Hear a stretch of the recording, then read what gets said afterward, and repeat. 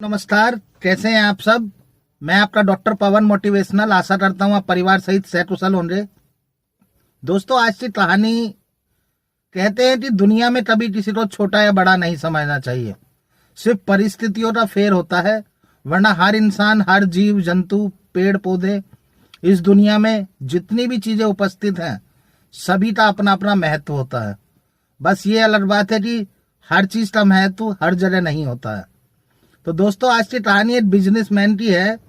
एक बिजनेसमैन था बहुत बड़ा, और वो एक दूर गांव में जाता है और वो वहां पर अपना कोई भी बिजनेस सेटअप करने के लिए, फैक्ट्री लगाने के लिए जाता है।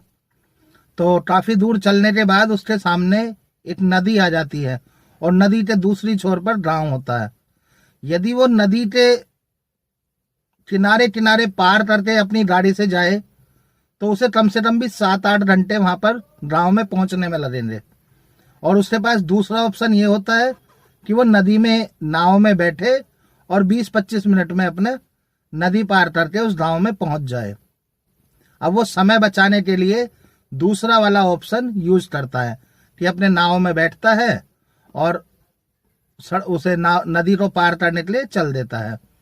और जैसे ही वो नदी में नाव में बैठता है, एक नाव बहुत छोटी सी, उसके कोने पर बैठा हुआ जो नाव चलाने वाला मल्ला, और वो उसमें बैठ जाता है। अब धीरे धीरे नदी में नाव आगे बढ़ती है और वो उससे, नाव वाले से जैसे आपस में बातचीत शुरू करता है, तो उससे थोड़ा सा घमंड में पूछता है नाव वाले से कि तू जानता है कि तेरी नाव में कौन बैठा हुआ है। अब वो सीधे स्वभाव, सीधा आदमी नाव का, वो बोलता है हाथ जोड़ के, नहीं साहब, मुझे नहीं पता आप कौन हो। अच्छा, अरे क्यों, तू अखबार नहीं पढ़ता है? रोज हर तीसरे दूसरे दिन मेरी फोटो आती है अखबार में बहुत बड़ी।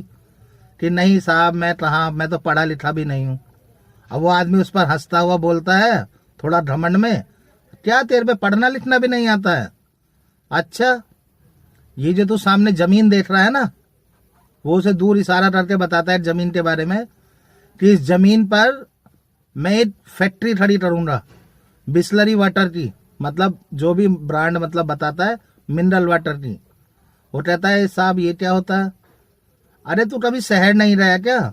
देखा नहीं वहां पे दुकानों पे बोतलों में पानी बिकता है?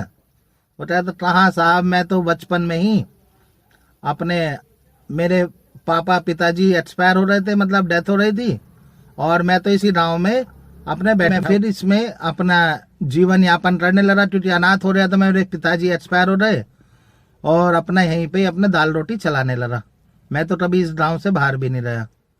तो वो उसे हंसते हुए कहता है, मन में सोचता है वो व्यापारी, बिजनेसमैन, की यार ये भी क्या बेवकूफ गंवार आदमी।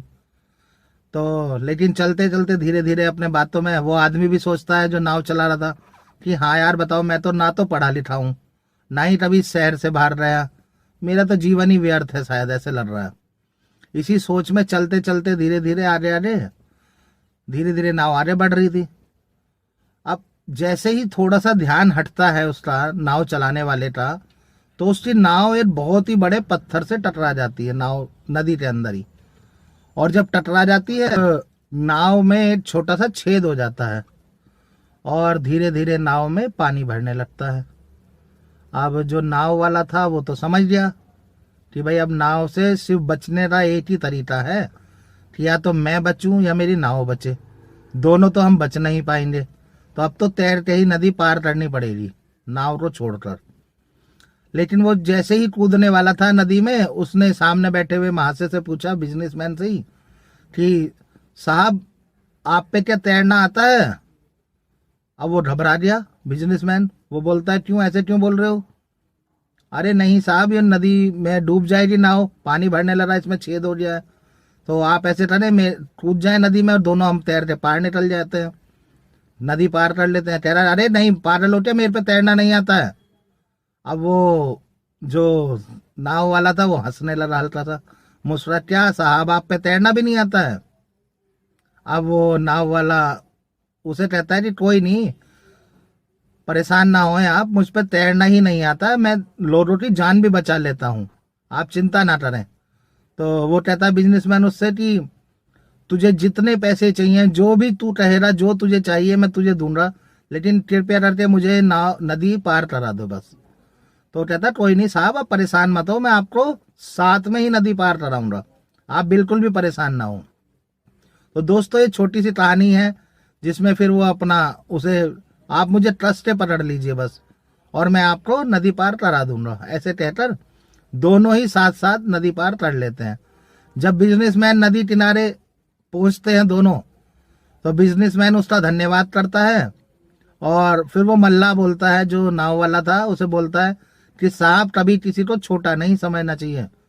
तो फिर उसे बिजनेसमैन को अपनी गलती का पूरा एहसास होता है कि हाँ, कोई छोटा बड़ा इंसान नहीं होता, सिर्फ परिस्थितियां वो होती हैं। तो दोस्तों इसी कहानी से हमें यही शिक्षा मिलती है कि जीवन में कोई भी इंसान समय आने पर बड़ा हो सकता है और समय गंवाने पर छोटा हो सकता है। तो इसलिए हमें कभी भी छोटा बड़ा नहीं सोचना चाहिए। परिस्थितियां जितनी भी प्रतिकूल हो अनुकूल हो, हमें अपने घमंड पर, अपने बोलचाल पर, व्यवहार पर हमेशा संतुलन रखना चाहिए। बस यही इस कहानी का सीख था। दोस्तों यदि आपको मेरी कहानी पसंद आ रही है तो मैं आपका डॉक्टर पवन मोटिवेशनल आशा करता हूं कि आप मेरे चैनल को लाइक करेंगे, सब्सक्राइब करेंगे और शेयर करेंगे। और जितने भी आपको अच्छा लग रहा है प्लीज़ प्लीज़ ज़्यादा से ज़्यादा प्यार इस चैनल को दें। आपका बहुत बहुत धन्यवाद। जय हिंद।